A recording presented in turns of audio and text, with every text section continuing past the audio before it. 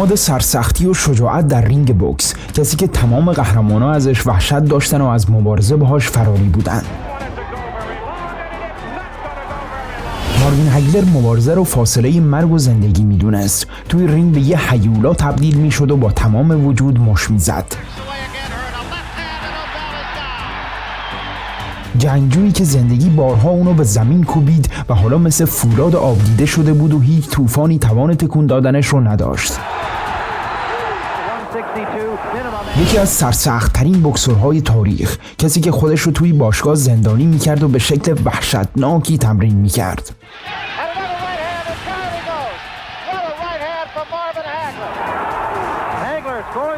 او با مشتایی گره کرده نه فقط با حریفا که با تمام دنیا جنگید و با دستان قدرتمندش حقش رو از حلقوم سرنوشت بیرون کشید.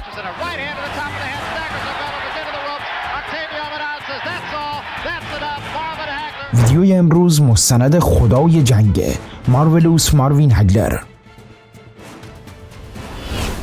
Round 1. ماروین هگلر سال 1954 در شهری پرجمعیت در ایالت نیوجرسی آمریکا به دنیا اومد. او فرزند اول خانواده بود. وقتی 6-7 ساله بود پدرش ترکشون کرد و مادرش به تنهایی اونو خواهر برادرش رو بزرگ کرد. His father left home early. He was basically raised by his mother.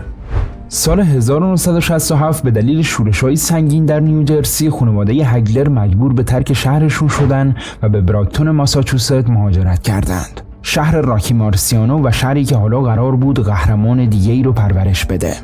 هگلر مدرسه رو ترک کرد و برای کمک به مادر در یک کارخونه اسباب بازی شروع به کار کرد. 15 ساله بود که در یک دعوای خیابونی از یک بوکسور کتک حسابی خورد. این اتفاق بهش انگیزه داد که بوکس رو شروع کنه. به باشگاه برادران پترونلی رفت و برای اولین بار دستکش به دست کرد. He said many times that I wanted to be somebody. Didn't know what it was, but I wanted to be somebody. I didn't want to just be another run-of-the-mill guy.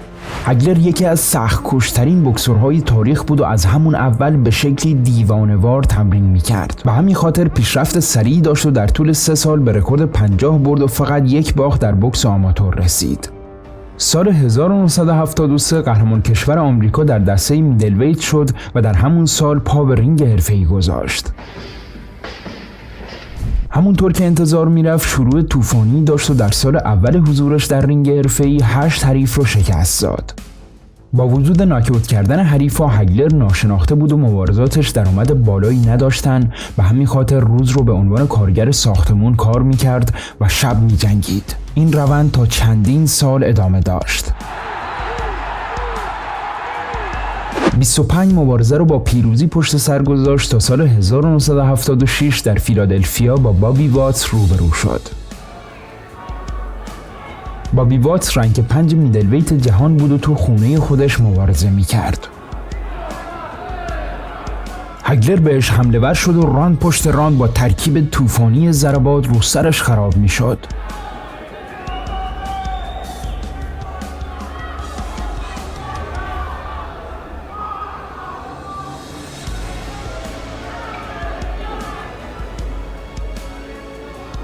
از راند 6 واتس تنها هدفش این بود که مبارزه رو روی پاهاش به پایان برسونه. میچسبید به هگلر و ول نمی‌کرد.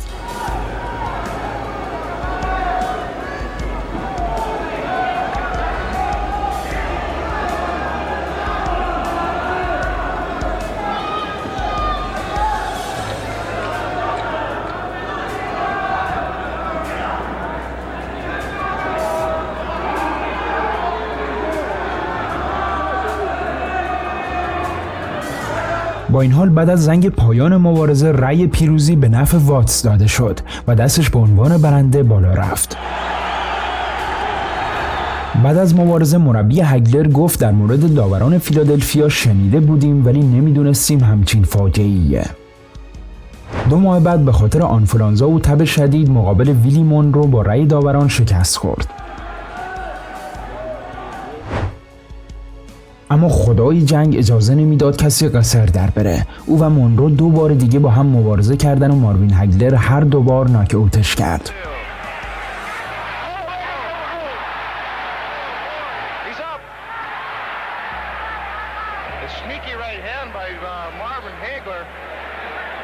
هگلر توی رینگ یه هیولای واقعی بود، هیولایی که جنگیدن رو به نهایتش رسوند و لقب خدای جنگ برازندشه.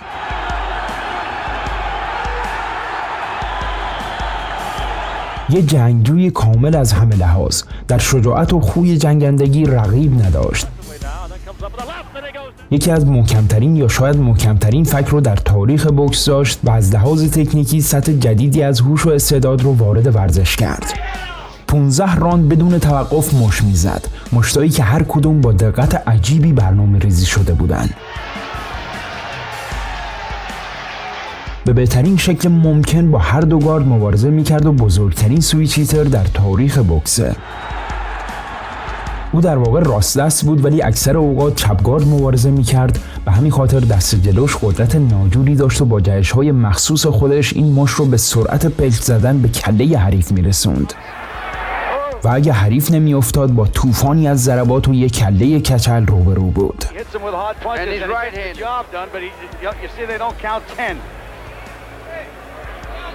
تمام دنیا میدونستن ماروین هگلر بهترین میان وزن دنیاست، ولی به دلایل مختلف بهش تایتل شات نمیدادن و هم قهرمانا و هم پروموترها ازش فراری بودن.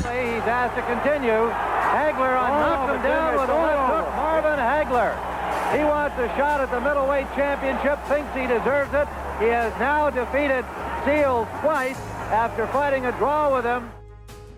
Coming up in just a couple of moments with the middleweight crown fight, Antuofermo against Marvin Hagler. بعد از گذشت 7 سال فشار رسانه‌ها و طرفدارا اونقدر زیاد شد که بالاخره این فرصت رو به ماروین هگلر دادن و با قهرمان ویتو آنتوفرمو روبرو شد.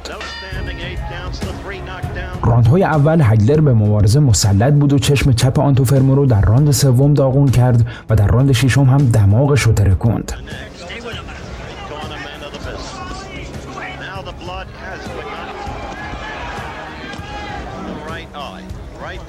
در ادامه آنتوفرمو نمایش بهتری نسبت به راندهای اول داشت و مبارزه به جنگی پایاپای و نزدیک تبدیل شد.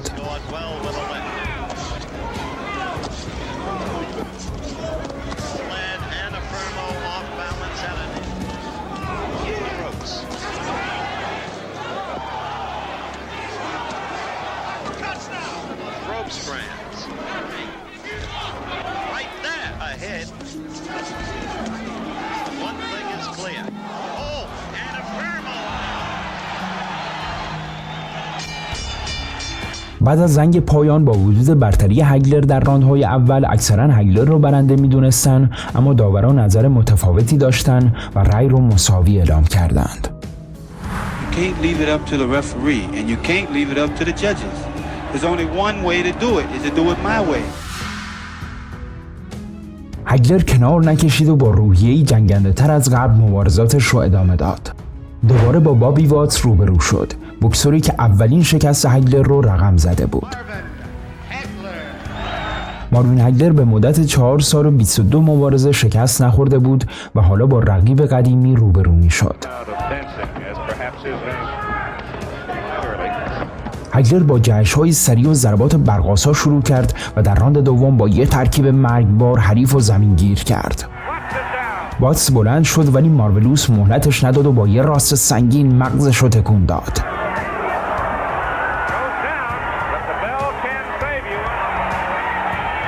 خدای جنگ بابی واتس رو توی 2 راند نابود کرد و انتقام اولین شکستش رو گرفت. The bell for round 1. Marvin Hagler. Another right hand. He's got him in trouble. He's on the ropes and that's it. Kamani knocked right through these very loose ropes into the press row. با درهم کوبیدن چند حریف 1 سال بعد دوباره تایتل شات گرفت و با آلان مینتر روبرو شد. London, England, Alan Minter against Marvin Hagler for the undisputed middleweight championship of the world. مینتر قهرمان انگلیسی حاضر به مبارزه در آمریکا نشد و مبارزه در انگلیس و در حضور طرفداران او برگزار شد. So here we go. هگلر بیشتر از هر کسی گرسنه قهرمانی بود. این بار دیگه به حریف رحم نمی‌کرد و نمی‌خواست تعیین برنده رو به عهده داوران بذاره. با جهش‌های تیز بهش می‌رسید و ترکیب طوفانی ضربات رو به صورتش می‌کوبید. مینتر میخواست رو در رو با هگلر بجنگه، اما جنگ رو در رو با هگلر برای بوکسوری با این استایل کار احمقانه‌ای بود و هگلر صورتش رو به یه لکه خون تبدیل کرد. در راند سوم به خاطر آسیب سنگین وارد شده به صورت مینتر داور مبارزه رو قطع کرد. ماروین هگلر قهرمان جهان شد.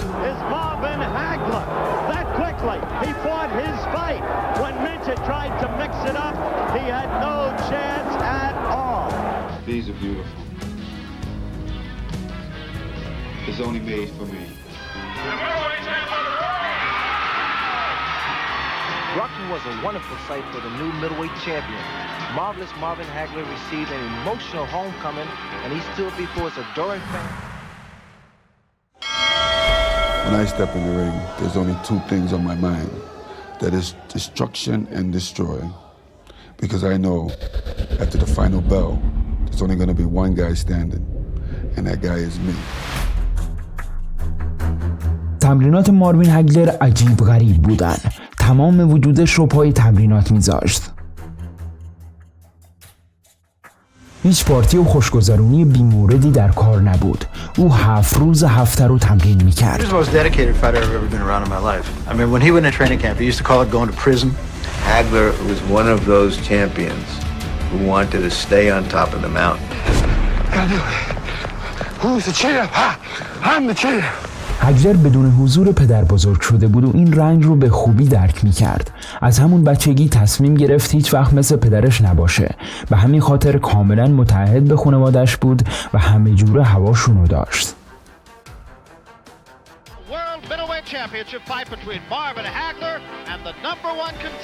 در اولین دفاع بوکسور ونزوئلایی رو در 8 راند به شکل وحشیانه‌ای در هم کوبید.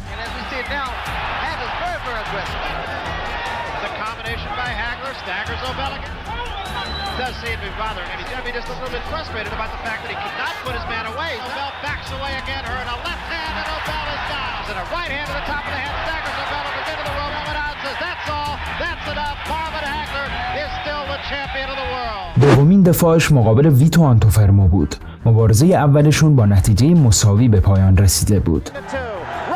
اما این بار دیگه هگلر نه به حریف و نه به داورا اجازه اظهار نظر نداد و در 4 راند کار رو تموم کرد.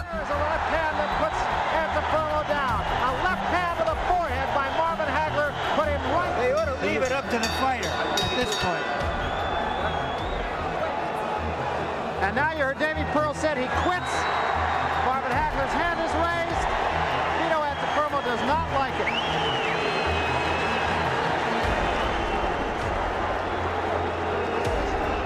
حریف بعد هم برای عنوان قهرمانی اومده بود، اما بدترین کتک زندگیشو خورد و با صورتی له شده به خونه برگشت.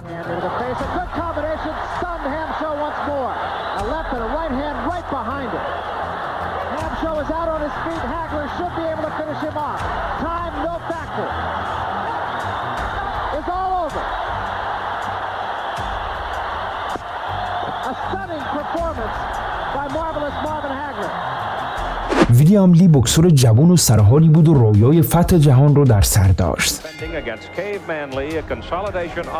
اما هگلر طول رینگ رو با یه جهش طی کرد و با یه ترکیب سریع زمینگیرش کرد.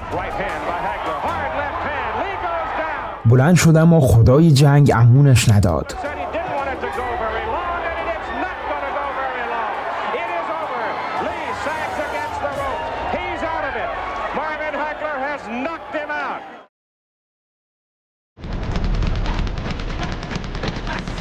مجریان تلویزیونی و اعلام کننده های مسابقات اکثرا لقبی که هگلر بهش علاقه داشت یعنی مارولوس رو به کار نمی بردن و ماروین هگلر هم تا حدی کله شق بود که رفت اسمش رو به مارولوس ماروین هگلر تغییر داد تا بعد از اون مجبور باشن اونو با لقب مارولوس صدا کنن.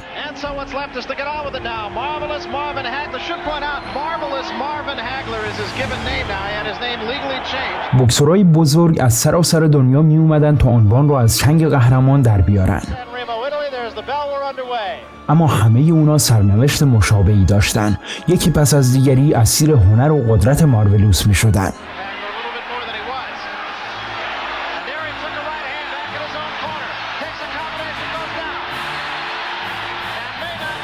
ماروین هگلر پادشاه میدلویت جهان بود.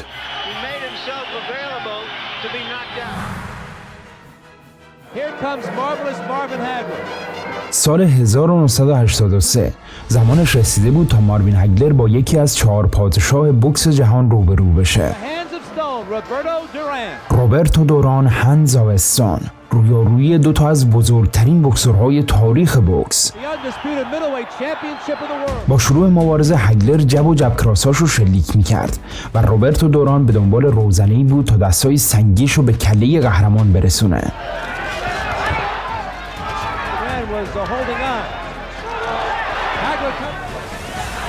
دوران یکی از بزرگترین سوارمن‌های تاریخ بوکسه. با اسلیپ‌های سریع از جب هگلر عبور می‌کرد و راسا و آپرکاتاشو به هدف می‌زد.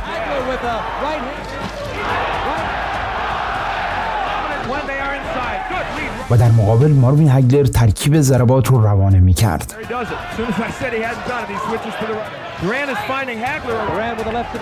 از راند 6 ماشین نابودگر ماروین هگلر روشن شد. با تعویض گارد حریف رو گیج کرد و ضربات وحشتناکی تو فاصله نزدیک به کله این سوارمن قهار کوبید. تانک قدرتمند سر و صورت روبرتو دوران رو زیر ضربات گرفت.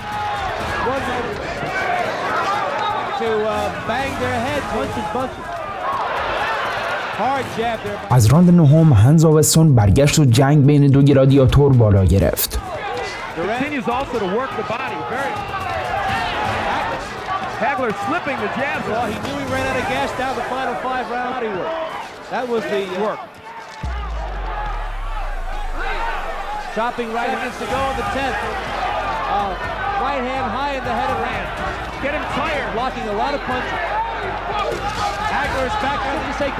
مبارزه سنگین و نزدیک بود، اما از راند 14 تانک خستگی ناپذیر مارولوس ماروین هگلر به شکل وحشیانه‌ای حمله ور شد.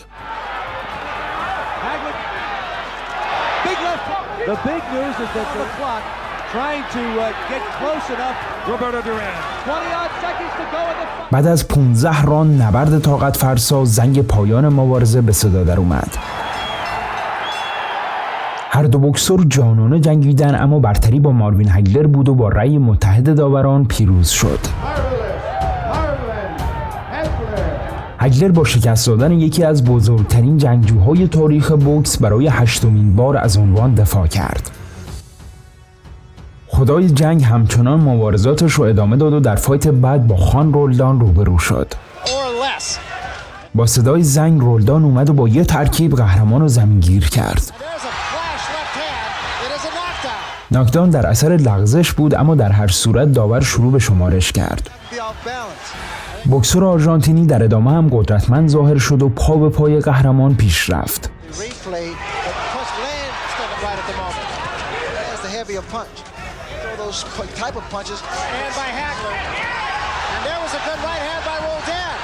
اما پادشاه میان وزن از راند 3 به مبارزه مسلط شد و در راند 10 کار رو تموم کرد.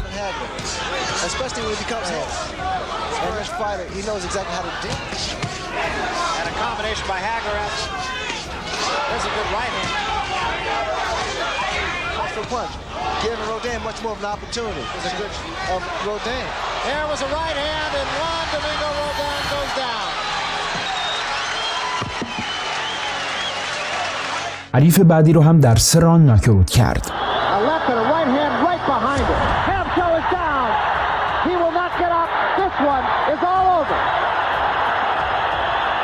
و برای یه نبرد بزرگ آماده شد. رویارویی با دومین پادشاه توماس هیتمن هرنز.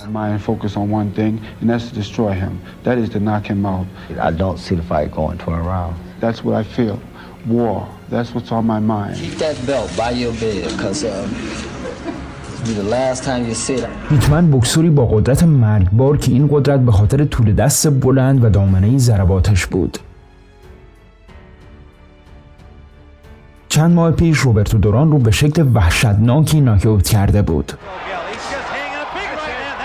سال 1985 در سزار پالاس لاس وگاس 2 بوکسور مقابل هم قرار گرفتن و واقعاً برای ریختن خون همدیگه اومده بودن. زنگ به صدا در اومد و نبرد آغاز شد.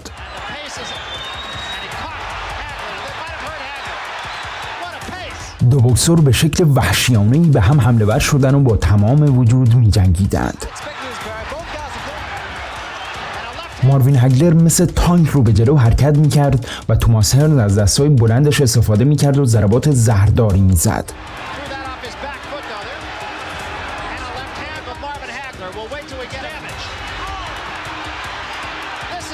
سنگین ترین راند تاریخ بوکس.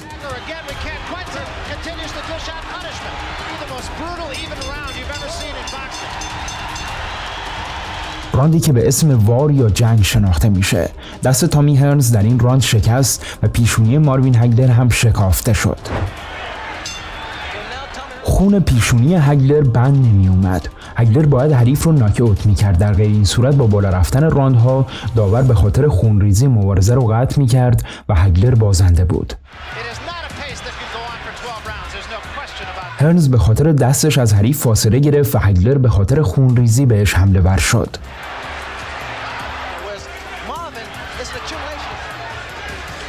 خدای جنگ دوست نداشت یه مبارزه دیگر رو هم به شکل مسخره‌ای شکست بخوره.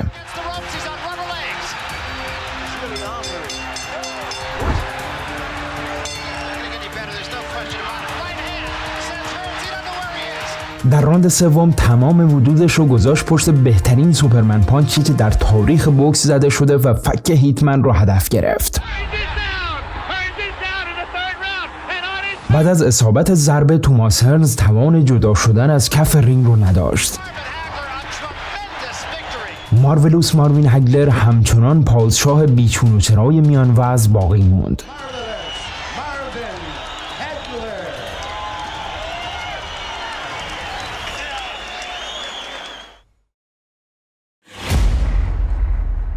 جان موگابی هر 25 حریفش در رینگ حرفه‌ای رو ناک اوت کرده بود و با قدرت می اومد تا کاری رو انجام بده که بزرگان بوکس جهان موفق به انجامش نشدند. شکست دادن مارولوس ماروین هگلر. بوکسوری جوان و با انگیزه در مقابل قهرمانی با تجربه. زنگ به صدا در اومد و نبرد آغاز شد. هگلر برخلاف همیشه با گارد ارتدوکس مبارزه رو شروع کرد و شروع آرومی داشت. موگابی جوان و سرحال بود. مشتای سنگینی به سر و بدن هگلر نشوند.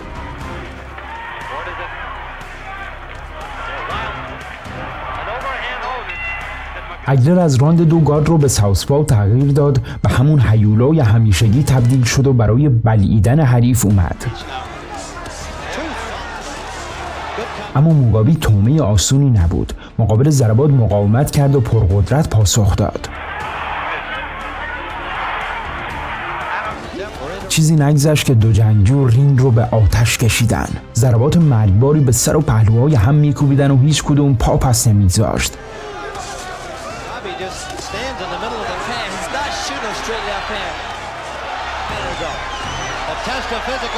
راند 6 ماروین هگلر اومد واسه نابود کردن حریف. اونو زیر طوفانی از ضربات گرفت.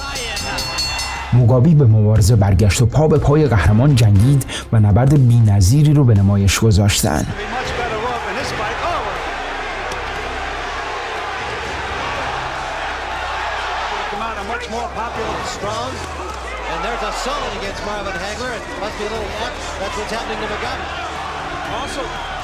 Yes, he is. That last what he's doing seems like big left hook. The credit for being as good an inside fighter as he is, and he shows. Marvin did not take a backward step to try to block those body punches. اما در راند 11 این ماروین هگلر بود که دوباره نبوغش رو به رخ دنیا کشید. با ضربات پیاپی حریف قدرتمند رو به زانو در آورد.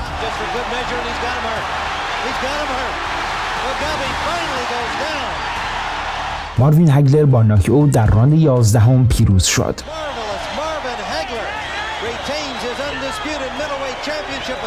یه نبرد به شدت سنگین برای هر دو بوکسور، طوری که هر دو بعد از مبارزه خون در ادرار داشتند و راهی بیمارستان شدند.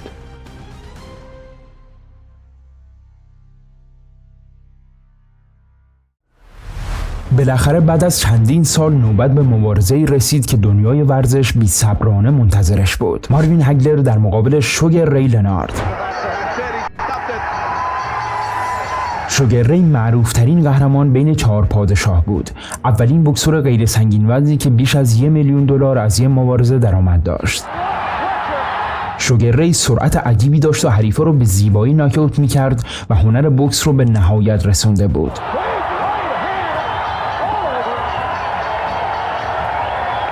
حالا می اومد تا با بزرگترین میدلویت جهان ماروین هگلر روبرو بشه. سال 1987 در سزار پالاس لاس وگاس دو قهرمان روبروی هم قرار گرفتند. با این مبارزه شوگر ری و هگلر به اولین بوکسورای غیر سنگین وزنی تبدیل شدند که بیش از $10 میلیون از یک مبارزه درآمد داشتند.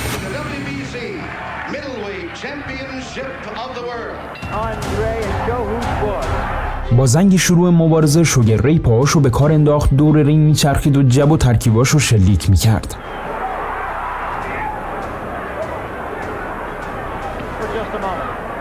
از تمام فضای رینگ استفاده میکرد و از حریف قدرتمند فاصله میگرفت.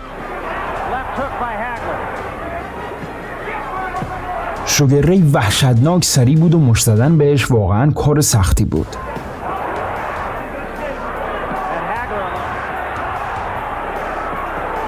هگلر سعی میکرد با برش رینگ ضربات رو به حریف برسونه، ولی شوگر ری تیز بود، مشتا رو رد میکرد و سریع پاسخ میداد.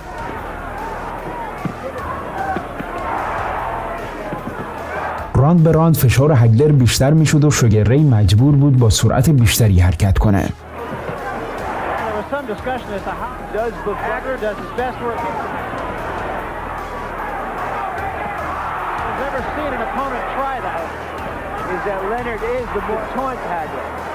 راند 5 هگلر مثل تانک رو به جلو حرکت کرد و ضربات سنگینی به کله حریف کوبید.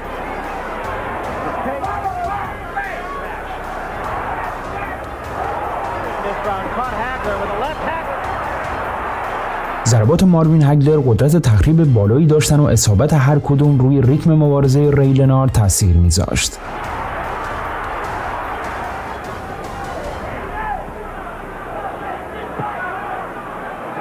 هگلر بیوقفه فشار می آورد و ضربات رو روانه سر و بدن حریف می کرد.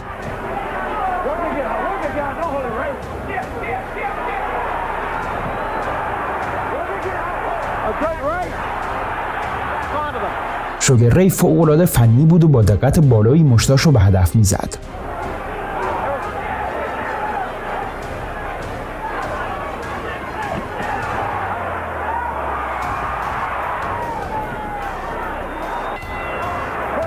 از راند نهم دو بوکسور با تمام قدرت به رینگ اومدن و جنگ سنگینی رو راه انداختن.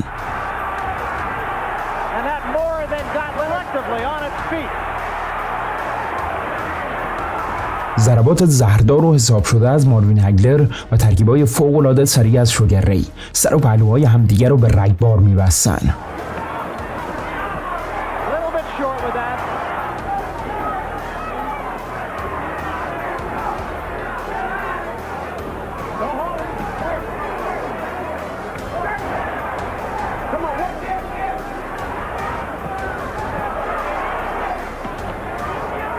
مبارزه پایاپای نزدیک بود و قضاوتش کار سختی بود.